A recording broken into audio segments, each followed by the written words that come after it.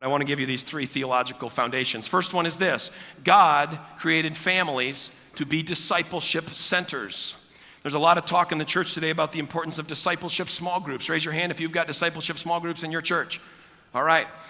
We have to do life together. Yeah, discipleship happens in the context of authentic community, right? Well, I want to tell you, God believes in discipleship small groups too. He just has another name for them. What does he call them? He calls them families, where you're going to do life together. And are you looking for authentic community? Go home. I think, raise your hand if you have authentic community in your house. Yeah, I pretty much think you will.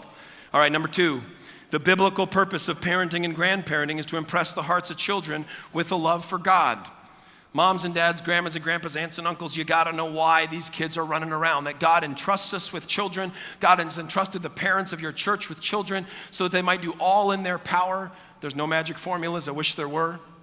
All in their power to impress their hearts with a love for God, to equip them to make a difference in this world for Christ and for his kingdom. And the thing we want more than anything else is we want to help these little ones get safely home to their Father in heaven.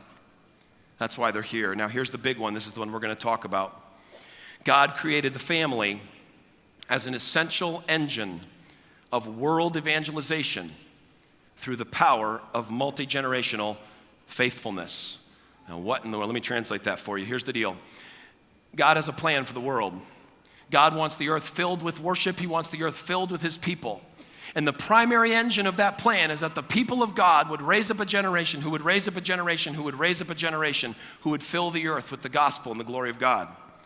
All the while, we share Christ with our friends and we send out our missionaries. But the core engine is the multi-generational engine.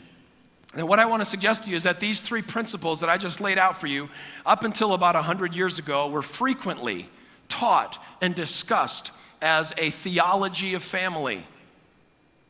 We hardly even use that term anymore. You've got a theology of missions, you've got a theology of youth ministry. What about a theology of family?